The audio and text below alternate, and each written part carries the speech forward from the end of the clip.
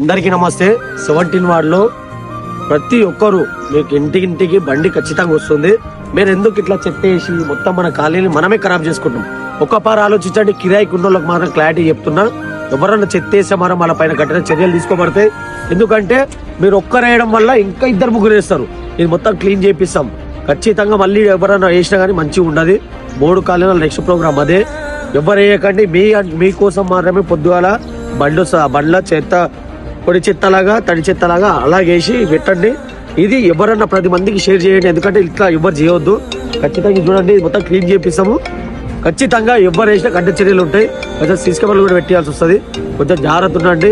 ఎందుకంటే మన వల్ల చాలా రోగాలు వచ్చే అవకాశాలు ఉంటాయి. ఇక్కడ ఎంత ఘోరముందో పనులు, ఎంత దారుణం ఉంది అంత. ఒక్కపారు అర్థం చేసుకోండి. ఈ వీడియో ఖచ్చితంగా అందరు షేర్ చేయండి.